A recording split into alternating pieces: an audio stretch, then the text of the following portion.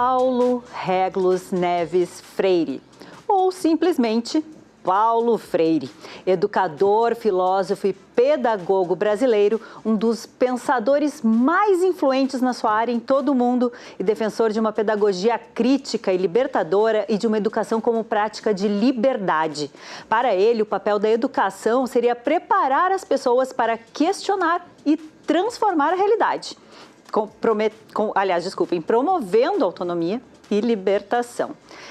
É difícil, gente, muito difícil tentar resumir Paulo Freire em poucas palavras, mas a gente vai conversar sobre o seu legado daqui a pouquinho com convidadas especiais.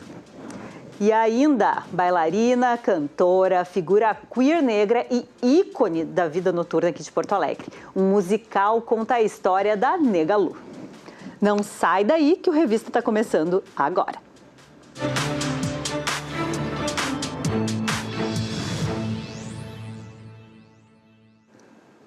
Considerado um dos educadores mais influentes do século XX, o brasileiro Paulo Freire criou uma metodologia de alfabetização que revolucionou a educação, não só no Brasil, no mundo também.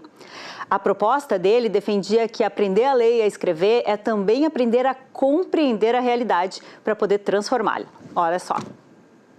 Nascido em 1921 no Recife, Paulo Freire cresceu em meio às dificuldades econômicas provocadas pela crise de 29. A experiência com a pobreza marcou a sua visão sobre o papel da educação na transformação social. O educador começou a trabalhar com a alfabetização de adultos e percebeu que aprender a ler não era apenas memorizar palavras, era compreender o mundo ao redor. Ele levava muito a sério, quem tinha argumentos contra ele.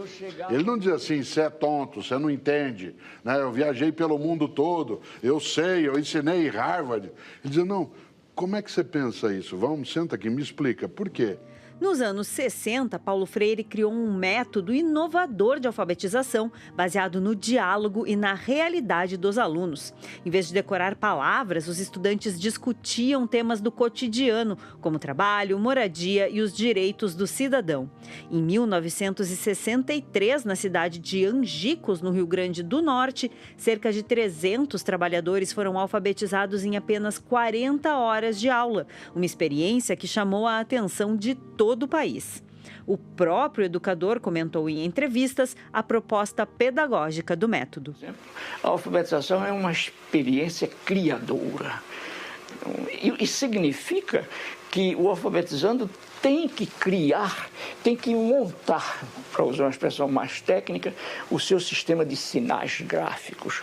Quer dizer, ele tem que ser, no fundo, o arquiteto desta produção ou desta criação, obviamente ajudado, ou ele ou ela, ajudado pela educadora ou pelo educador. Durante o exílio, após o golpe militar de 64, Freire escreveu a obra mais conhecida, Pedagogia do Oprimido. No livro, ele critica o modelo tradicional do ensino, chamado por ele de educação bancária, em que o professor deposita o conhecimento no aluno. Em vez disso, ele propõe uma educação baseada no diálogo, na consciência crítica e na participação ativa dos estudantes. Não é isso que a coisa mais importante é o aluno ter capacidade de organizar o seu trabalho, de caminhar por ele mesmo, de ter autonomia intelectual. Esse é um papel fundamental da educação, fazer com que o aluno tenha autonomia intelectual. Mais do que um método de alfabetização, o pensamento de Paulo Freire propôs uma nova forma de entender o processo de ensino. Educadores e alunos aprendendo juntos em diálogo com a realidade social. As ideias do educador influenciaram programas de alfabetização e movimentos de educação popular em diversos países. E a obra se tornou referência em universidades e em debates sobre educação crítica e participação social. A ditadura militar de 64 considerou, e não só considerou, mas disse por escrito, publicou, que eu era um perigoso subversivo internacional, um inimigo do povo brasileiro e um inimigo de Deus. Quer dizer, ainda arranjaram essa carga para mim de ser inimigo de Deus. Mais de 2 décadas após a morte, em 1997, Paulo Freire continua sendo uma das referências mais importantes da educação mundial.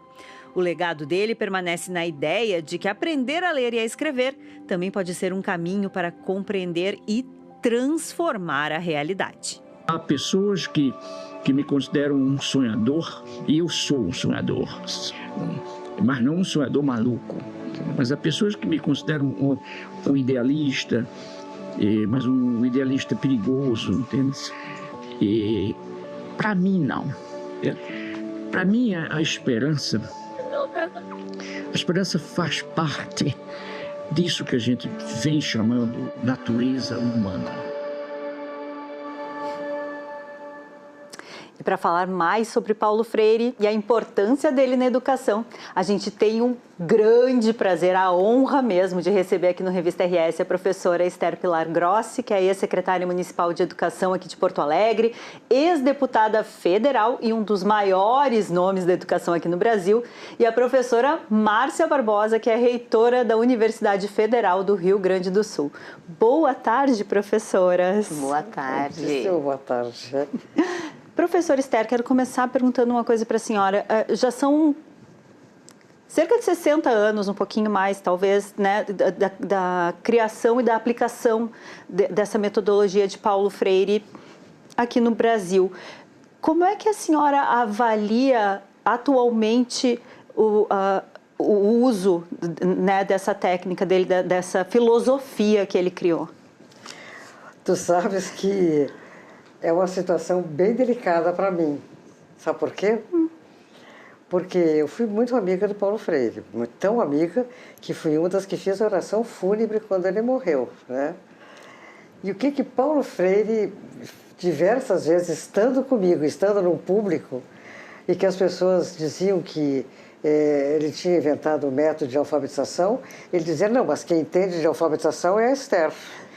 E realmente Paulo Freire teve um mérito muito, muito grande, mas infelizmente não foi nessa área, não foi na área da alfabetização. Claro que tem uma coisa essencial no que ele mudou. Eu mesmo participei de alfabetizações com o método Paulo Freire. Usar as palavras, porque era o método mais antigo do século retrasado, que era o método silábico. Ele usava esse método, por exemplo, na turma que eu estive, a professora, que eu era só observadora, a primeira palavra era panela. Então, ele desmembrava a panela, depois de fazer uma grande conversa fantástica. Escuta só o que eu ouvi nesse dia em que eu fui fazer essa observação. Uma senhora disse que a panela, pessoas muito pobres, né, era no Instituto do Arroz aqui. E ela disse que, às vezes, ela descobriu uma coisa maravilhosa, que chá de osso era ótimo. Gente. Porque chá de osso era um osso com sal que dava uma força. Quando eu estou muito fraca, que faz dias que eu não como, então, ele ia ao encontro daquela realidade. A primeira palavra era panela. Então, tinha uma panela, um slide com uma panela, e todo mundo antes conversava tudo que vinha na cabeça. E essa aproximação com a vida é essencial. Então, ele fez isso. Mas depois, o que é pena é que depois a metodologia típica para alfabetizar, aí não era o que depois se descobriu com Emília Ferreiro, coisas muitíssimo melhores, né? E eu acho que é por isso que nós ainda temos tantos analfabetos no Brasil. São 11 milhões de analfabetos absolutos. Nossa. E 60 milhões de analfabetos funcionais. E, claro, que também, claro, foi impedido, mesmo de trabalhar com essa metodologia, os professores foram impedidos. Mas, se fosse bom, nós não teríamos tantas pessoas que não sabem ler. E ler realmente, como disse Sara Bainha, nascer de novo. Aprender a ler e escrever é nascer de novo. Né? Sim, porque te abre portas para, né, para tudo, nova visão de mundo, entender o que está acontecendo. Talvez nesse sentido se aproxime um pouco do que ele trazia, né, da gente conseguir se apropriar do que está vivendo, decodificar esses símbolos que são um mistério para quem não lê, né, e conseguir transformar isso em ação, né, sair do plano do compreender para o plano do agir. E agora, mais do que nunca, a leitura é indispensável por causa do telefone, por causa da internet, né? E o que sofrem as pessoas que não sabem ler é atroz, atroz. Eu alfabetizei em 2022 no Morro da Cruz. Não, 23. 22 era a pandemia, né? E uma senhora que se alfabetizou na minha turma, ela viveu uma experiência 30 anos antes. Ela era cozinheira numa casa, a patroa precisava de três produtos, precisava mais, mas só 3 porque ela não sabia ler, pediu que ela fosse ao supermercado. Ela foi ao supermercado, mas a patroa mostrou os produtos em casa, né? Mas ela quis ter certeza que um deles era especial, assim, tinha que ter umas siglas, e ela perguntou para uma pessoa: a senhora me confirma que esse produto é... E ela disse assim: por que está perguntando? Porque é burra, tu não sabe ler? Aí ela chorou o tempo todo até chegar em casa, tá?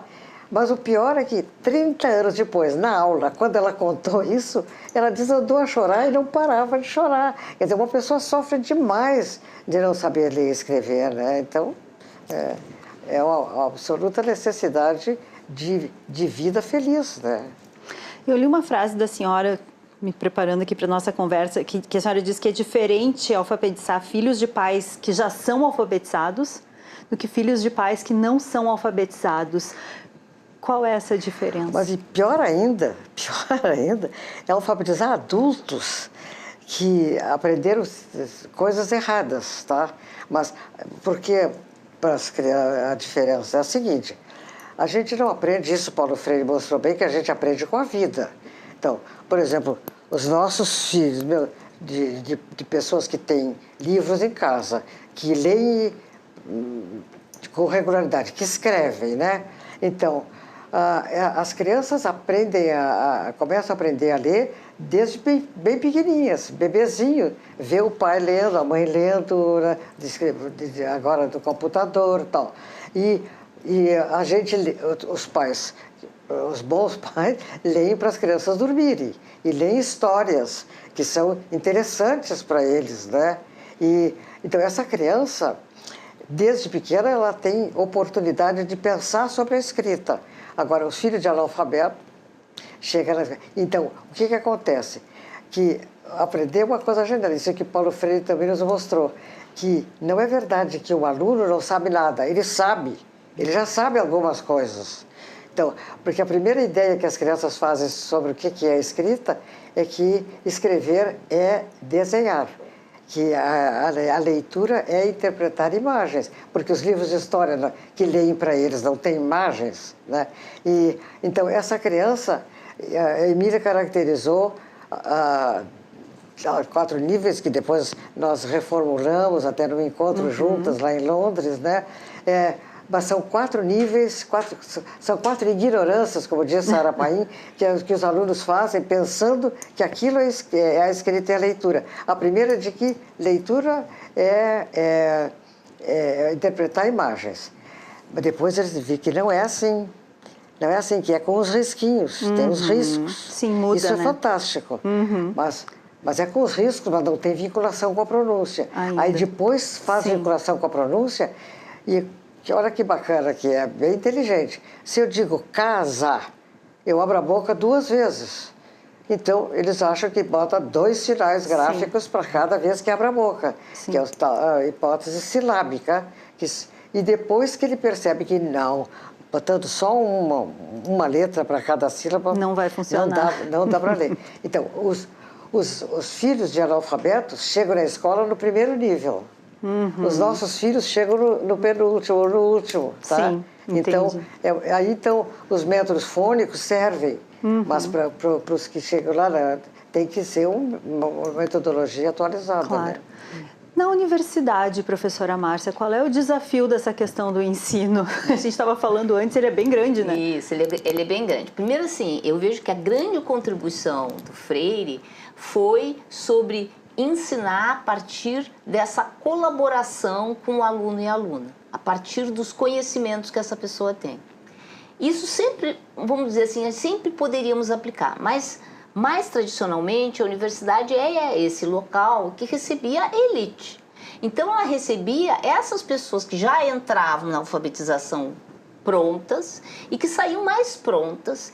E aí a linguagem que eu tinha que usar com essas pessoas para ensinar, por exemplo, a minha área que é física, tá? É uma linguagem ligada a instrumentos, a exemplos de um cotidiano dessa elite econômica. Mas quando, tentando tirar do próprio livro do Freire, quando o oprimido, através das cotas, chega na universidade, ele não traz os hábitos, os interesses da elite, mas ele recebe um professor e uma professora que estão preparados para essa elite. E aí começa um desajuste entre como é que eu vou ensinar para esse aluno e para essa aluna que chega com uma outra experiência de vida igualmente válida, igualmente a gente precisa trazer, com um professor ou uma professora que nunca foram preparados. Aliás, nas demais áreas do conhecimento, o professor e a professora são bacharéis. Eles nunca tiveram uma única aula sobre como dar aula. Então a gente nunca aprendeu. Eu sou bacharel, eu nunca aprendi a dar aula. Aliás, eu também nunca aprendi como tratar o aluno. Então a gente aprende de outro jeito. A gente vai buscar essa informação, aqueles e aquelas que têm interesse, para tentar fazer esse diálogo. E agora com as cotas a gente tem um novo desafio, que é o desafio de, numa sala diversa, construir esse diálogo do conhecimento. Ou seja, eu vou ensinar um conceito de física, para a pessoa entender, eu tenho que trazer um exemplo do cotidiano. Às vezes eu dou aula à noite, tá? Para alunos um pouco mais velhos, alunos que trabalham, às vezes pessoas que são aposentadas e querem voltar a estudar. Eu tenho que olhar essa turma e dizer, olha, essa pessoa que tem uma experiência, assim, eu consertando o motor do carro, e eu vou ensinar um conceito de física, eu vou usar essa experiência. Aí olho, tem ali um pai e uma mãe que tem filho pequeno, vou usar, para esse conceito de física, vou usar um balanço. Ou vou usar uma máquina de lavar roupa, vou usar aquilo que eu enxergo no diálogo que interessa e que esse aluno e essa aluna podem sentir. Porque dialoga com a região, com a visão de mundo, e Freire traz isso. É tão potente isso desse diálogo, dessa conversa, que anos atrás eu era secretária de Políticas e Programas Estratégicos do MCTI e eu fui numa viagem com o André Baniwa, que era um diretor do Ministério dos Povos Indígenas. E eu perguntava, André, como é que vocês ensinam? Tá? Ele é diferente de vocês, já começou me soltando umas pedrinhas, né? É diferente de vocês. A gente pergunta para os estudantes o que eles querem aprender, tá? E aí, a partir da pergunta, assim, da onde vem a chuva? Isso é uma pergunta, uma curiosidade de criança. Eles constroem o conhecimento em torno daquilo, de plantar, das coisas que a criança quer aprender, porque ela viu e ela tem esse conhecimento que já estava lá. E constrói a partir daquilo a forma com quem vem o conhecimento. E eu brinquei com ele, nossa, vocês que descobriram Freire. Porque é um senso do diálogo com as pessoas. E na diversidade, isso é um grande desafio. Porque eu vou ter não só alunos e alunas que vêm de formações muito distintas, pessoas que leram muito pouco chegando na universidade, pessoas que leram muito chegando na universidade, pessoas que tiveram...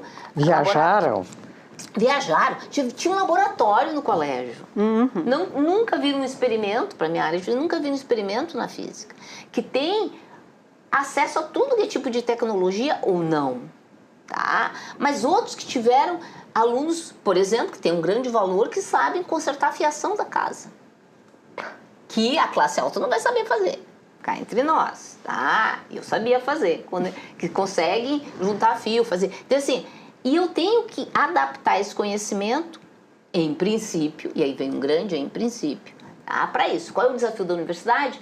É que, como a gente é, acima de tudo, contratado e contratada como extensionista ou pesquisador, muito menos pela nossa capacidade de dar aula, tá? A gente fica dragado por essa dinâmica do fazer universitário, que é tu tem que fazer pesquisa, tu tem que fazer extensão, tu tem que dar aula, tu tem que ser administrador do dinheiro que tu pede também para poder manter a pesquisa. E aonde é que está o tempo para a formação? Esse tempo não existe.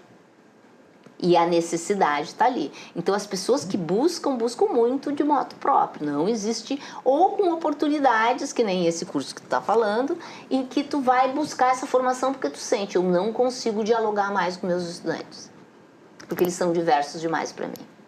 Gente, é um desafio... não é só um desafio do ensino do professor para com o aluno, né? É um desafio entre os professores mesmo, de a gente conseguir... Eu achei interessante ouvir a Márcia, porque vocês lá na universidade agora, com a abertura de entrarem alunos de escolas públicas e tal, vocês vivem o mesmo problema que nós na alfabetização.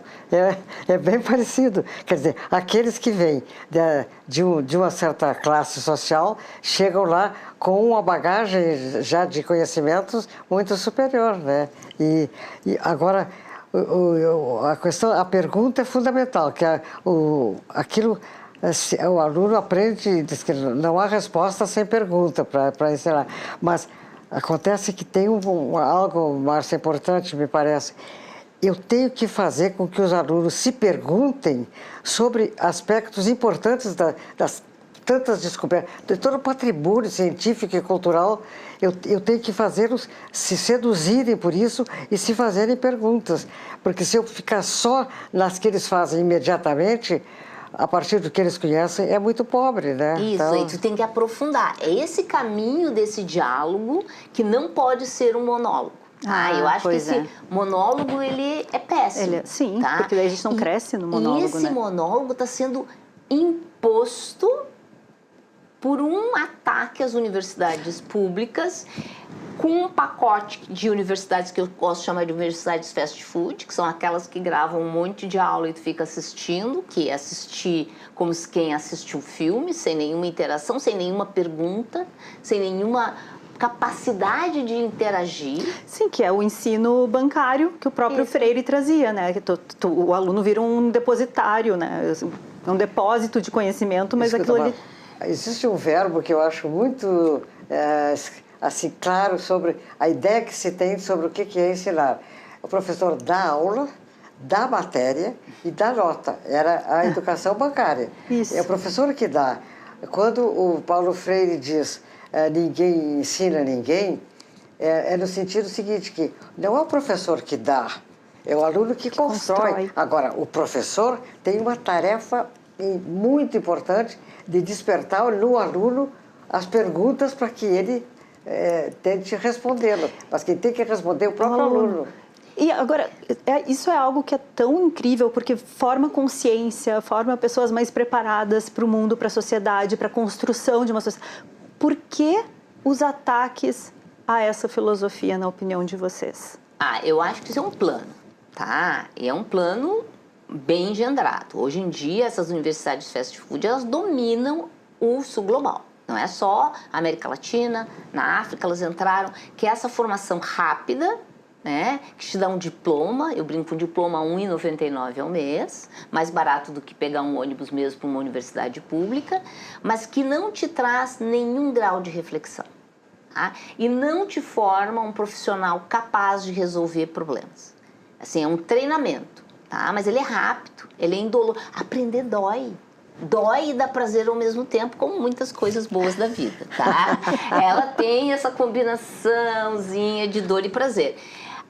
Esse não tem, ele é uma coisa insossa que te dá um canudo e tu pensas que aquele canudo serve para alguma coisa, mas ele não serve. Obviamente, como um projeto de ter pessoas que estão completamente despreparadas para a reflexão, ele é um projeto maravilhoso. E para esse projeto dar certo, eu preciso destruir a universidade que pensa, que provoca inclusive a discussão entre os estudantes. Mas isso não só no nível universitário, né? A gente vê nas próprias escolas, existem N ataques que a gente vê assim, no ensino médio, ensino fundamental também, até de pais questionando o tipo de educação que as crianças estão recebendo, etc. A senhora acha, professora Esther, que isso que a professora Márcia trouxe se espelha também nesses outros níveis educacionais? Sim, e a ideia é que os pais, nós fazemos uma distinção bem clara entre escola e família, tá? os pais, sobretudo em escolas particulares, eles ficam querendo dando palpite na pedagogia, na didática, até, mas a didática não é coisa para leigo, é uma profissão, o professor tem que conhecer. Professor, por que a gente é tão estimado, né? Eu tenho essa experiência, sou muito estimada. Mas por quê? Porque eu tenho dois conhecimentos. Eu tenho conhecimento teórico sobre o que é aprender e eu tenho como fazer com que as pessoas aprendam esse conhecimento.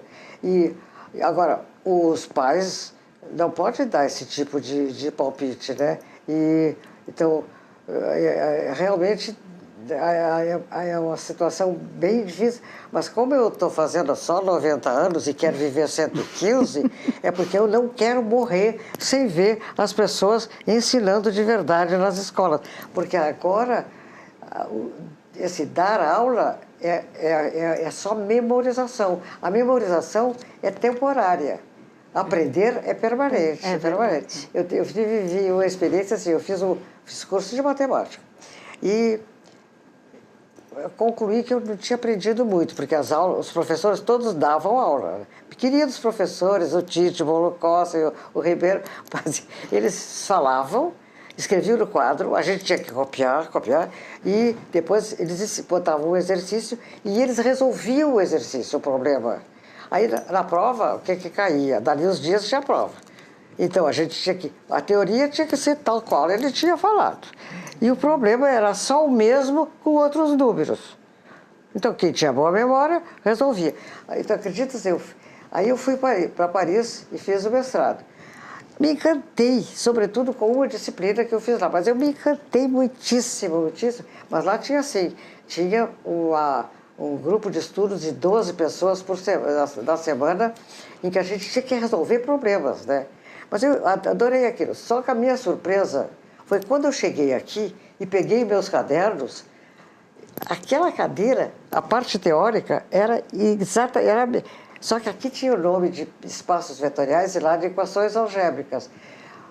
Eu não tinha aprendido nada. Eu não tinha percebido. Eu passei 6 meses lá, um ano, não sei, estudando, e não me dei conta de que eu já tinha estudado aquilo. Quer dizer, estudado. Eu tinha ouvido o professor falar daquilo. Então, a ideia de que tem que partir da ação, no sentido das experiências, que é a coisa bacana que Piaget descobriu, e que eu tive 3 vezes com Piaget, acredita, né? Que loucura. Ele diz que já existe conhecimento sem palavras, a partir das experiências. E nós, professores, temos que propor essas experiências. E aqueles que tiveram pouco na vida, porque eu digo que os malabaristas universitários são aqueles que, a partir daquilo que eles viveram na vida, eles conseguem,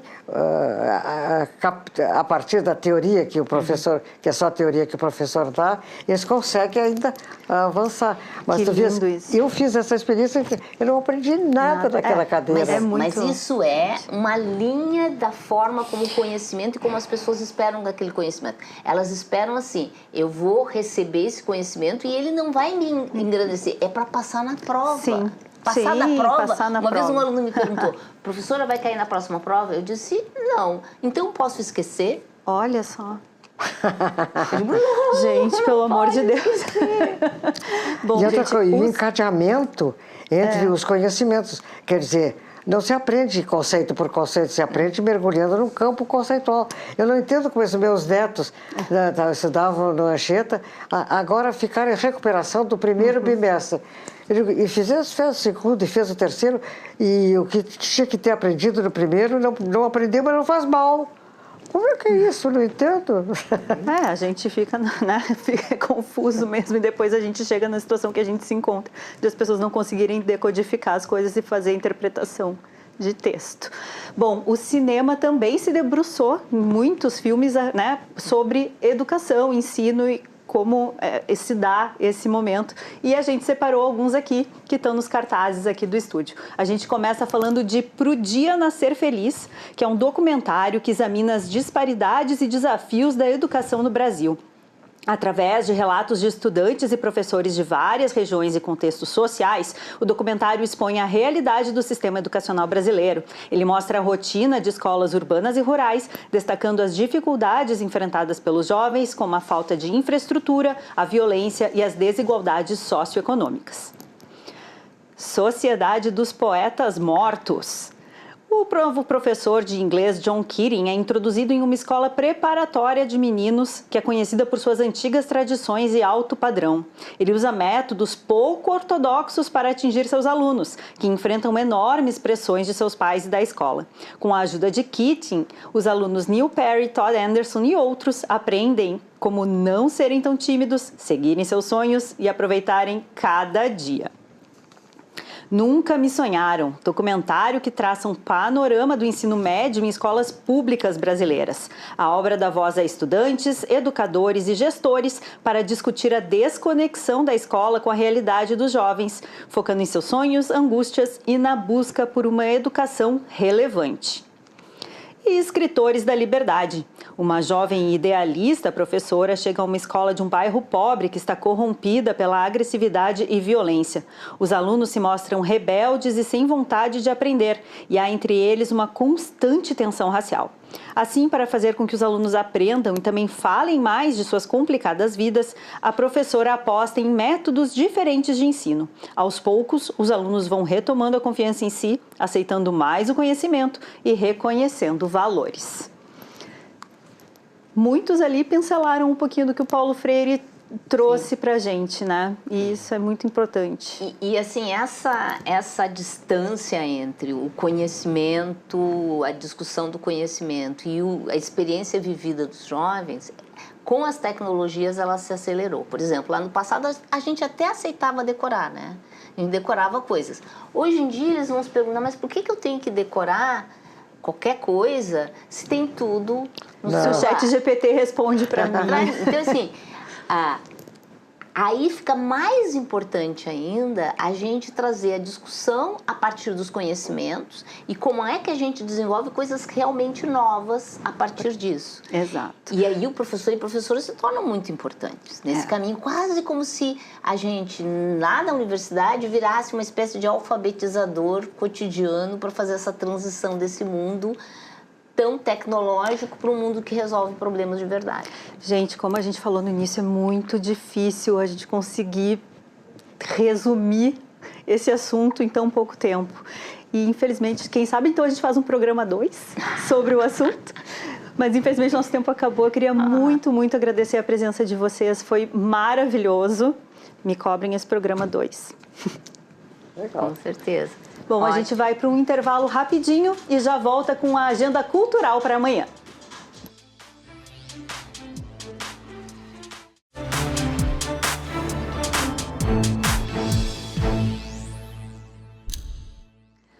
Tem tributo à La Negra aqui na cidade. Te va a traer codornices para ti, te va a traer carne de cerdo para ti. Indiana Noma e André Pinto Siqueira apresentam um tributo emocionante a Mercedes Sosa, revisitando clássicos que atravessam gerações e seguem ecoando. A celebração acontece no palco do Grés a partir das 9 da noite. Ingressos no Simpla. Duerme, duerme, negrito, que tu mamá está en el campo, negrito. E também tem programa para quem quer fazer alguma coisa na tarde dessa quarta no centro da capital.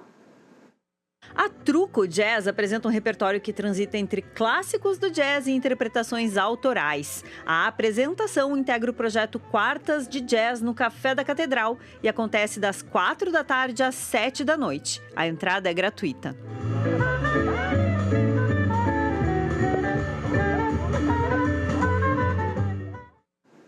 Para garantir que vai estar bom o tempo nessa quarta para ir dar uma passadinha ali no Café da Catedral, a gente vai com o Lucas Canever para saber a previsão do tempo. Oi, Lucas!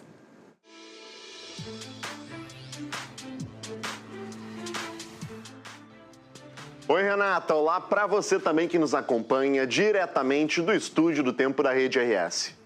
O Instituto Nacional de Meteorologia publicou mais um alerta de perigo, que é válido para todo o Rio Grande do Sul. Nessa quarta-feira, são esperados temporais com acumulados de 50 a 100 milímetros de precipitação. Essa chuva toda deve ser acompanhada por rajadas de vento intensas, de 60 até 100 km por hora. Isso tem, sim, potencial de causar transtornos, como queda de energia, alagamentos pontuais, estragos em lavouras e quedas de árvores. As áreas de maior risco vão ser, por exemplo, o norte do nosso estado, também a Serra Gaúcha, a região dos vales, todo o nosso litoral e também aqui onde nós estamos, na região metropolitana. Agora, lá na metade oeste do estado, a chuva deve ser mais irregular. Isso tudo acontece por causa de um avanço de uma frente fria sobre o estado, que já está com uma massa de ar quente instalada sobre o território gaúcho. O encontro delas vai aumentar a quantidade de nuvens no céu. Mas essa chuva aqui deve reduzir um pouco a sensação de abafamento. As mínimas devem variar de 17 a 24 graus na maioria das cidades, com máximas que devem ficar ao redor dos 30 graus. A boa notícia é que essa instabilidade não vai durar por tanto tempo assim. Na quinta-feira, o sol já volta a aparecer entre nuvens. Só tem risco de chover de forma isolada ao longo da tarde em municípios da metade leste do estado. Na sexta-feira, o tempo fica estável. Não tem mais previsão de chuva e o sol aparece mais, então a gente deve sim conseguir aproveitar bem o fim de semana. E como o tempo fica aberto depois da passagem dessa frente fria, a temperatura volta a subir. Chegou a hora de dar o nosso giro pelo estado e ver como o dia vai ser amanhã em algumas cidades. Vamos lá para a Serra Gaúcha, em Caxias do Sul, onde o dia deve começar com marcas ao redor dos 18 graus e com máximas que vão até os 29. Lá tem previsão de temporais ao longo dessa quarta-feira. Agora, lá na fronteira oeste, em São Borja, as máximas chegam até os 32 graus, com mínimas de 21, com previsão de céu nublado e de chuva. No centro do estado, em Santa Maria, a temperatura vai dos 20 até os 31 graus, também com riscos de temporais. E agora vamos lá para o sul, para Rio Grande, onde o dia também inicia com marcas ao redor dos 20 graus e com máximas de 26. Lá o sol pode até aparecer um pouco mais pela manhã, só que de tarde a chuva chega.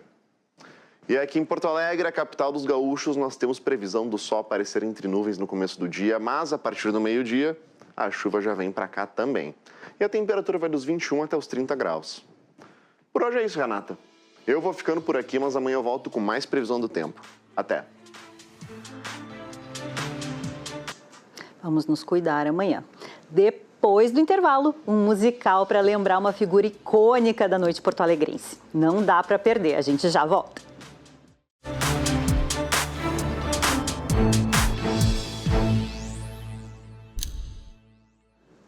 Bailarina, cantora, figura queer negra e ícone da vida noturna de Porto Alegre. Presença em espaços de cultura e resistência, como foi a histórica Boate Flowers e o Bar Alaska, que ficava na Esquina Maldita. E também plural, de carnavalesca, a solista no coral da URGS e da OSPA.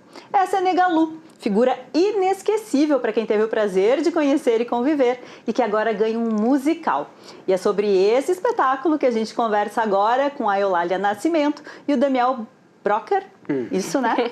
Ok? Atores da peça. Tudo bom, gente? Tudo bom, que bom estar aqui. Muito obrigada por terem vindo. Obrigado pelo convite. A gente agradece. Quem é Negalu? Então, para começar a falar de Negalu, tem que pensar nos anos 70, anos 60, anos 70, onde ela estava primeiramente, né? Que era esse lugar onde uma pessoa que nem ela não era bem vista pela sociedade. Então a Negalu é essa pessoa que transmitiu, transformou, transfigurou, mostrou para a sociedade que ela podia ser ela mesma, assim, sendo uma preta retinta, alguém que desafiava as leis da física, digamos assim, ela de Porto Alegre. Ela falava que era uma mosca no leite no meio da High Society de Porto Alegre. Era uma diva, ela estava desde os lugares, desde os boates até os lugares de mais alta patente, assim, com pessoas brancas de Porto Alegre, uma travesti retinta, que também vivia como um homem durante o dia, mas também como uma mulher durante a noite. Então, foi, assim, essa figura que transformava de verdade, né? Além de tudo, a Negalu era artista, né? Isso é uma característica importante da vida dela. Ela era artista como cantora, como atriz, ela era também cozinheira, trabalhou muito tempo no Doce Vício, ela era uma bailarina exímia, ela foi solista por muito tempo e se destacava muito, né? Ela tinha uma professora russa. Nossa. E ela... Marina Fedosoyeva. E ela transformava as aulas de balé, ela que passava os passos de tão boa que era, assim. E a Nega teve um período em que ela trabalhou muito, teve muita aclamação. E durante o tempo, assim como o tempo foi passando, ela também, esse tempo foi passando para ela, né? A gente tem esse retrato da sociedade onde todos os artistas, em geral, vão envelhecendo e a gente pensa no etarismo que isso ocorre. E com a Nega, por ser uma pessoa preta, retinta, e por ser uma travesti também em Porto Alegre, isso acarretou de outras formas. E por isso que é tão importante hoje a gente estar revivendo a Negalu, mostrando para quem ainda não a conhece quem que foi essa figura icônica de Porto Alegre. Sim, apoteótica, né? Pois é, e complexa, né? Completamente. Como é que foi para construir esse espetáculo? Até a gente está vendo algumas imagens dele, né, na tela. Como foi essa construção desse espetáculo, gente? Olha, a Nega tem tantas facetas que durante o espetáculo, quer dizer, durante a criação do espetáculo, o diretor Daniel Colin, diretor-geral, era impressionante a forma como ele dirigia a gente, a partir das nossas memórias também, pra gente resgatar o que a gente imaginava que era a Negalu, né? O que ela fazia nas noites, como seria ela nesses lugares com essas pessoas, dançando, cantando, nas boates, nas festas. E é muito incrível também que a Negalu, ela era presente nesses lugares que tinha muitas figuras icônicas junto com ela. Exatamente. Então a peça, ela carrega essa memória, aparece em muitos momentos e faz... traz a Negalu para o contemporâneo. Com quem a Negalu andaria hoje em dia? Por isso que a gente tem muito da cultura ballroom dentro do espetáculo. O diretor quis fazer essa mistura, né, com os dias de hoje, essa encruzilhada com os dias de hoje, nesse tempo espiralar, que a Negalu também tinha naquela época, que ela era revolucionária para a época, imagina, né? Ela era revolucionária para nossa época. Exatamente. Também, ela né? é revolucionária. Ela não, né? Acho que a força, a potência dela não se perdeu ao longo do tempo. certeza. Né? Com certeza. E, além de tudo, ela era controversa, porque a gente gosta de dizer isso porque a Nega também era uma pessoa briguenta, ela também era rabugenta. A gente costuma falar que ela era uma pessoa real, como todos nós, assim. A diferença da Nega é que ela tinha muita, mas muita personalidade. E isso é muito presente na peça também. Então, isso vai estar presente na construção das cenas. Tem uma figura que é a Angel, ela faz a Negalu principal, assim. Ela é impressionante, assim, é uma força da natureza. Maravilhosa. Mas também vai tendo... A Negalu vai tendo outras vozes durante o espetáculo, né? Até porque o espetáculo também...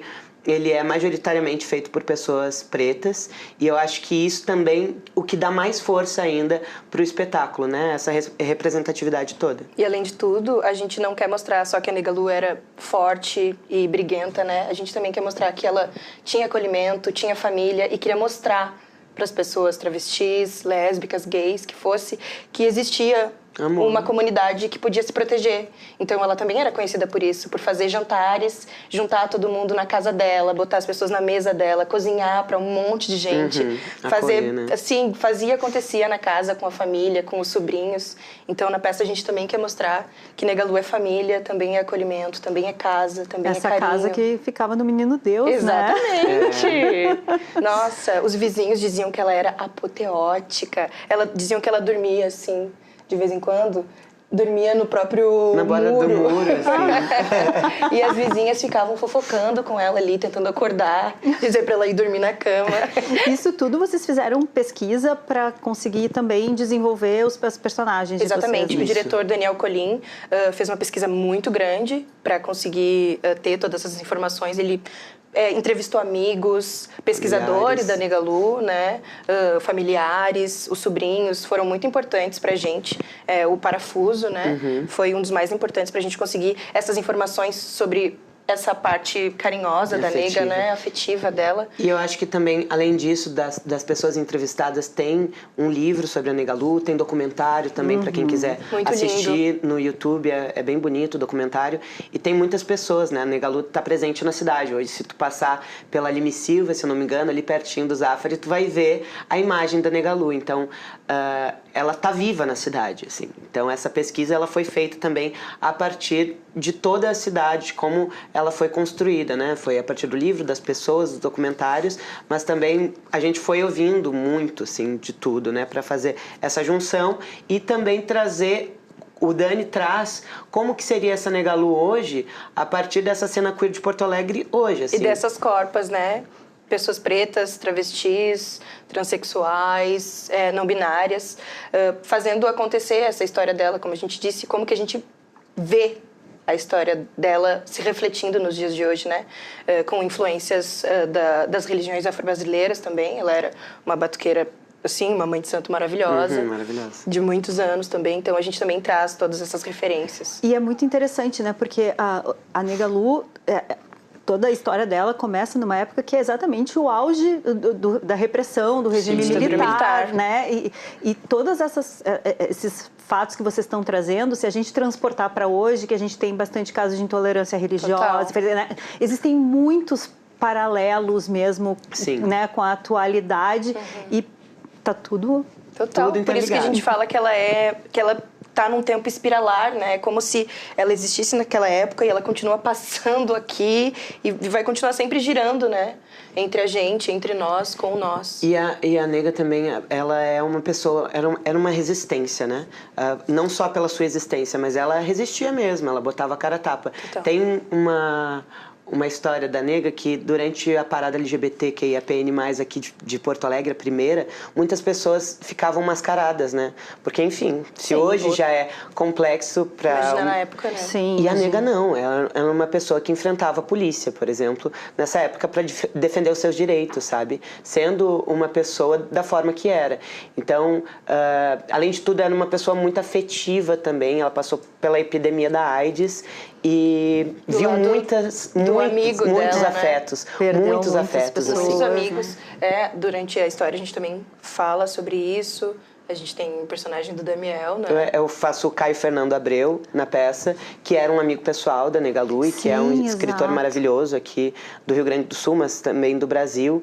E é uma parte que retrata um pouco do que foi a epidemia da AIDS, tentando tirar esse preconceito sobre o afeto, sabe? Sempre nesse lugar de acolhimento, Exato, né? sabe? Sim, que é absurdo que em 2026 a gente ainda precise estar falando sobre isso, Exatamente. né? E uma delicadeza essa relação deles dois, né? Dela com o Caio. É muito bonito, assim. É muito louco a gente falar que ela era muito forte, muito potente, muito briguenta, mas eu nunca consigo tirar da minha cabeça que ela deu um lugar de afeto para esse elenco também, né? A gente se encontrou e se conectou por causa da história dela, entre nós, com as nossas histórias. E a cada ensaio a gente percebia o quanto ela consegue costurar todas as vidas, né? E eu acho que é importante também falar que o nosso elenco, ele é completo por pessoas muito maravilhosas. Assim. A Faiola, o Lincoln, o Fio, o Andy, a Angel, o Dani Colinho, o Juliano Barreto, a Jeffa, a Ali, a Leti, a Eulália, sabe? São pessoas que trouxeram afeto também nesse processo e que traz para o processo um lugar muito importante. E que a nega nos ajudou também a nos reconhecer, nos encontrar como pessoas LGBTQIAPN+, e nos sentir vistos, assim, na cena, sabe? Isso eu acho que é uma das qualidades maiores, assim, do espetáculo. Gente, como é que os lugares, esses icônicos, né, que marcaram muito a presença da Negalu, por exemplo, a Flowers, que a gente citou ali no início, né, o próprio Alaska, como é que eles aparecem na peça e como é que vocês fizeram com a questão das músicas? Assim, como é que foi fazer isso? É muito legal o jeito que a gente tenta retratar, né, esses bares, como que a gente vai fazer eles acontecerem, mostrar que eles existem no tempo em que a gente tá.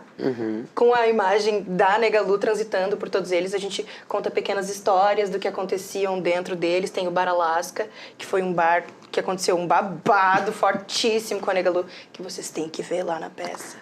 Porque assim, ela era briguenta, tá?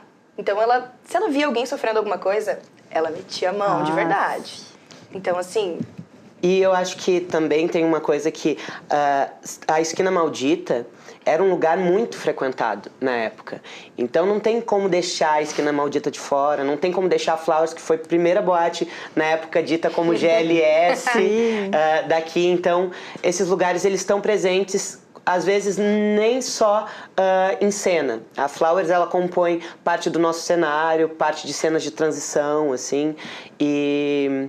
Bem como também o Alaska e o Copa 70, Exatamente. né? São os dois que aparecem quase que concomitantes, assim. E lugares que ela cena. estava sempre cantando Summertime, uma música apoteótica, de novo essa palavra, né? Mas assim, eu acho que é a assinatura da Negalu, Summertime, tem um vídeo né? lindo da Negalu cantando Summertime nas redes, e tem várias histórias que ela subia em cima das mesas. Subia em cima da geladeira, e performava. de casa. Sério. Maravilhosa, gente. E para escolher as músicas, o Dani e o nosso diretor musical, Juliano Barreto, foram muito pela história, né? Assim, a partir das músicas da ditadura militar. Então a gente tem momentos onde a gente faz um pupurri com essas canções, né? Tentando reviver toda essa história. Sim. E também trabalhando com músicas de boates clássicas. E músicas das boates de hoje em dia. também. Porque é literalmente esse cruzamento que a gente faz, assim. E para quem quiser conferir tudo isso ao vivo, como faz agora? Conta pra gente, convida, por favor, a nossa audiência, pessoal. Então, a partir do dia 20, 21 e 22, no Teatro Simões Lopes Neto, a gente vai estar apresentando Negalu, Brilhante Negalu em musical, nos dias 20 e 21 às 20 horas e no dia 22 às 18 horas. Os ingressos estão disponíveis no Simpla, ali no nosso perfil no Instagram. A gente tem 50% de desconto para PCDs, travestis gêneros e pessoas pretas. Então, tem que aproveitar esses ingressos. Aproveitem e olhem a nossa música que acabou de lançar também. No Spotify. Coração Grande, música original do espetáculo. Que legal. Que a gente fala sobre o Coração Grande da Negalu. Maravilhoso. Imperdível, gente. Imperdível. Muito obrigada. A gente agradece. Eu fiquei louca pra ir lá conferir vocês. Então tá, gente, espera. É muito chique, assim, tudo, as roupas. Além de tudo, tá chique. Ai, meu Deus. Tenho nem roupa pra ir. Muito obrigada, gente. A gente que agradece. A gente que agradece. Obrigadão. O Revista, então, vai ficando por aqui. A gente se vê. Tchau, tchau. Ai, sério, amei, tô louca.